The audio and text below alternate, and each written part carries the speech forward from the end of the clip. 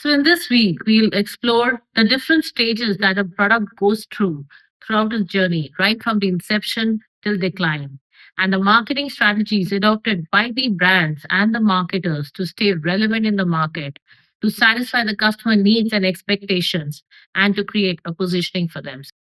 So, product life cycle is a business model adopted by companies to understand the journey of a product right from its inception to its decline.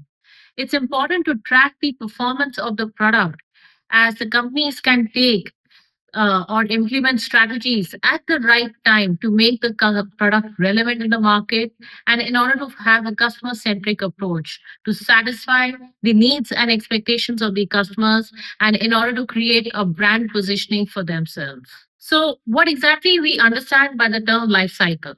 Humans go through a life cycle, plants go through a life cycle. Humans go through a life cycle of birth, childhood, adulthood, old age, and death.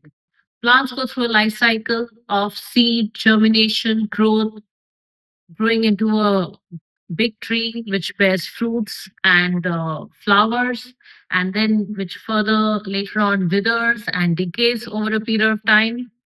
So both humans and plants, they need constant nurturing. They need constant nurturing, somebody to take care of themselves. So parents look after the education, impart values, beliefs to the children, and they support them all throughout the lifetime. Gardeners take care of the plants, they keep giving them water, they keep giving them manure, and ensure that they're growing into beautiful trees that bears fruits and flowers. Just like that, a product goes through its stages, and the stages happen to be introduction, growth, maturity, and decline. Now, it's important for every brand and the marketing manager to fuel some energy into each one of these stages for the product to stay competitive, for the product to stay relevant, for the product to satisfy the needs and give value to the end consumer, and for the brand to stay relevant in the market. So, product life cycle, like I mentioned, it captures the journey of the product or service right from its launch till its decline. So, it comprises of four different stages: introduction, growth, maturity, and decline. Each of these stages has its own unique characteristics. Each of these stages has its own different objectives. And hence, the marketing strategies applied at each stage is also different with respect to what should entail a product, what should be the pricing strategy, what kind of promotional campaign should companies run for that particular stage, and how should the company make the product accessible and available to the end consumer? So, product life cycle is an indispensable tool in the hands of business organizations to understand the journey of the product right from its launch till its inception, to understand the dynamic nature of the market. And it's important for them as they can introduce the relevant strategies at each and every phase of this product life journey. So, why do you think product life cycle is important for businesses?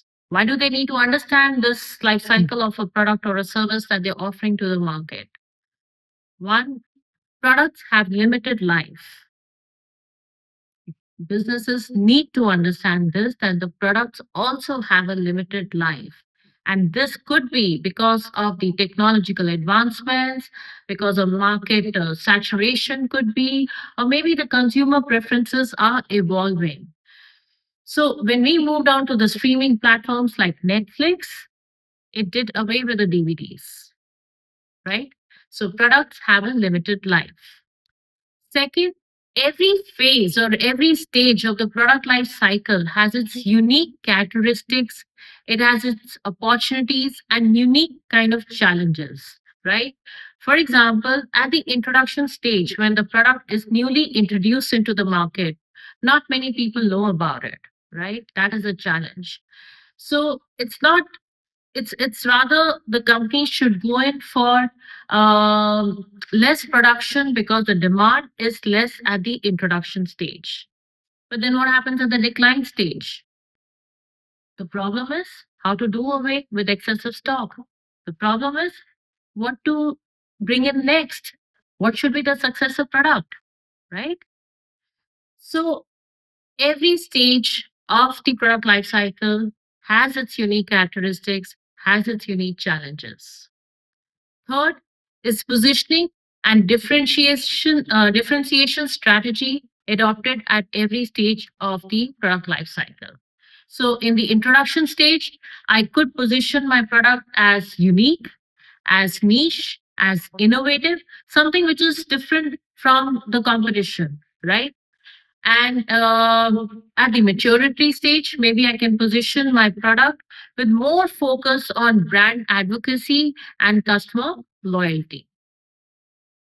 Now, at every stage of the product life cycle, all the varied functions, be it marketing, selling, product management, product development, research, all these functions play a very different role.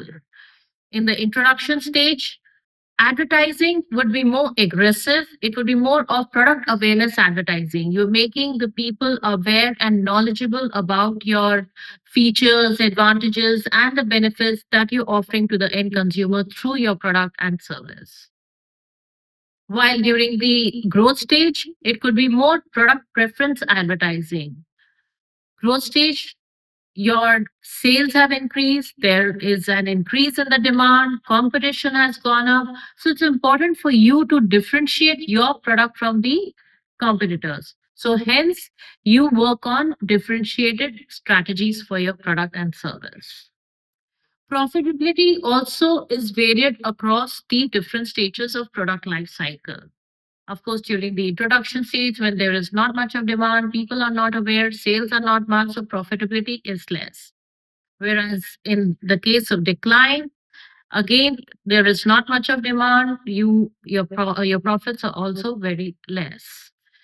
So businesses need to understand this product life cycle in order to capture the journey of the product. They need to understand that products also have limited life. Every phase of the product life cycle has its unique characteristics, has its challenges and opportunities. So different marketing strategies need to be adapted at every stage of the PLC. Now let's look at each of these stages more deeply. So let's go to stage one, which is the introduction stage. Now, the product is new in the market, it's a new launch in the market. Not many of us know about it. The demand is not much. And when the demand is not much, of course, the sales and profits are next to nil. So, what does the company do at this stage? They heavily advertise, they heavily promote the product in order to recover the initial cost of research, development, marketing, and distribution.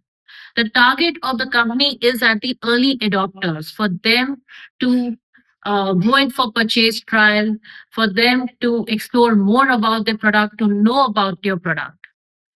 So the objective here is basically awareness, to create awareness, to build awareness of your brand and of your product or service that you're offering. So the strategies that the businesses adopt with respect to 4 Ps, I bring the 4 Ps of principles of marketing to this.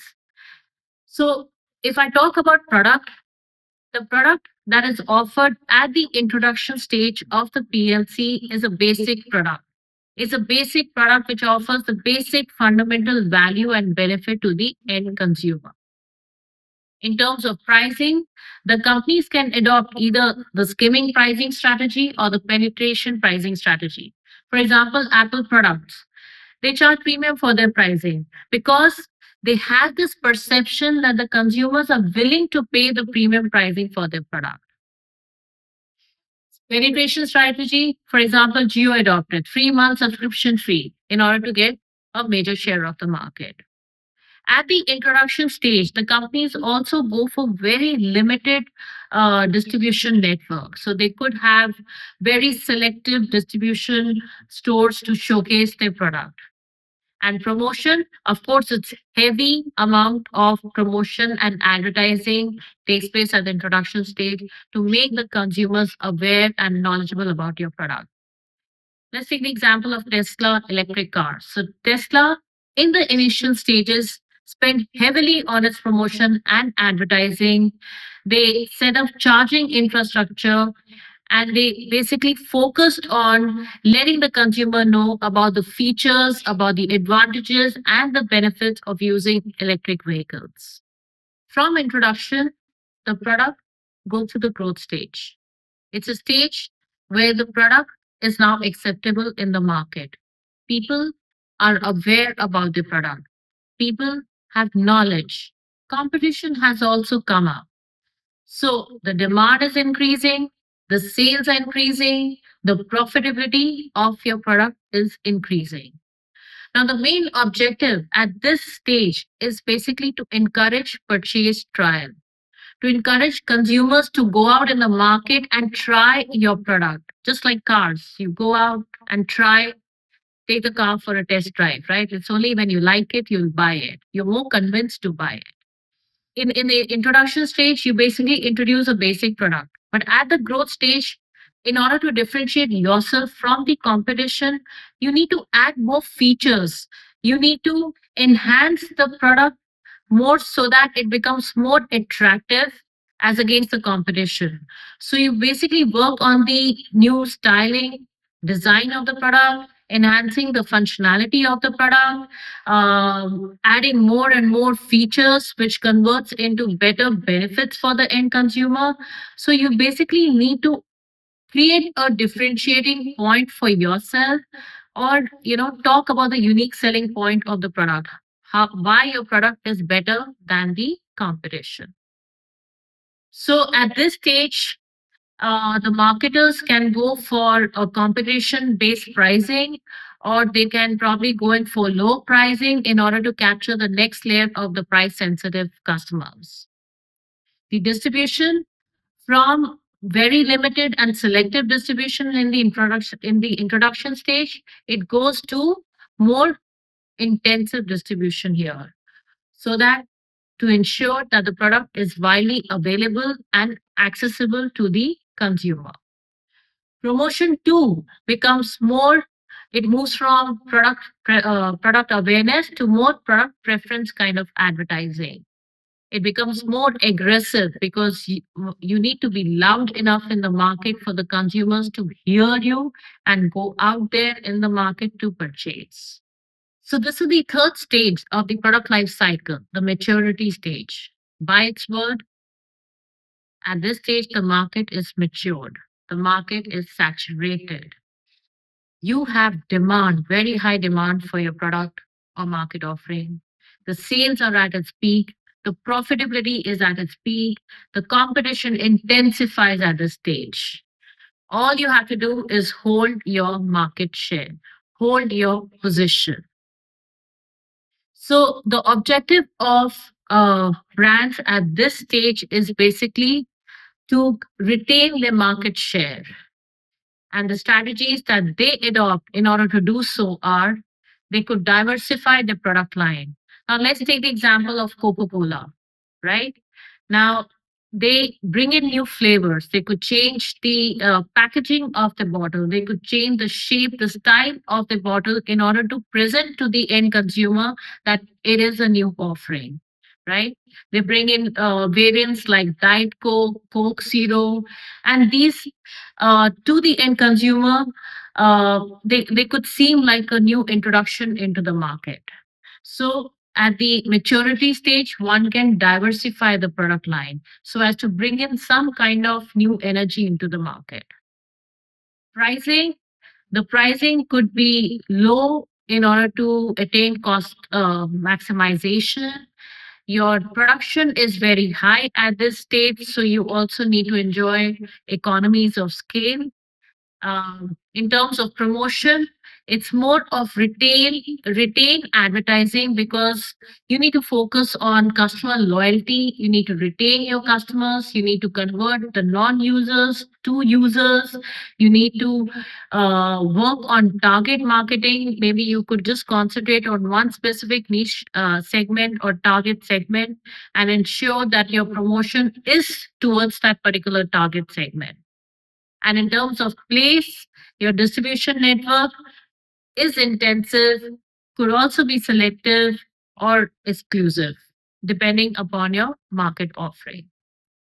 Just like a tree that withers and decays, or just like a human who is into the old age and is probably, you know, just kind of ailing or probably suffering, right?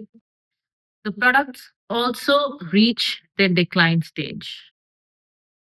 They don't have consumers forever. They don't have people to use the product forever, right? So products reach a decline stage when their technological advancements or the market has saturated or the consumer preferences have just changed. They may not like your product anymore. So it's time for marketers to think this specifically when the product reaches this stage and focus on how to reduce the expenditure on that particular product, right? So I have huge amount of stock of the product in my inventory. What do I do? How do I, because that is cost to me. Warehousing, inventory, that's cost to me. So what do I do? What kind of strategies do I implement to do away with the stock? Or the marketer should also start thinking at this stage that what should be the next product in line? What should be the successor product for this, right? The pricing, they need to reduce the pricing of this particular product so as to do away with the product. A lot of companies bring out, let's say, for example, Nike's Air Jordan, right? They license or they collaborate with celebrities and introduce limited editions. For a very short period of time, the product is available for that period, and this creates demand for that product. This creates use for that product. Even in terms of distribution, the marketers, the organization, the brands need to cut down on the distribution network so as to save the cost. So the objective of this particular phase is basically to reduce cost or expenditure on that product, to consolidate and think on the next line of action. So understanding product life cycle is a vital tool in the hands of businesses so as to tap upon this transformative journey of a product from introduction, growth, maturity, and decline. And in order to adapt the right promotional marketing, product pricing strategy, in order to make the product relevant, in order to achieve success for the product, and in order to ensure a customer centric approach to marketing.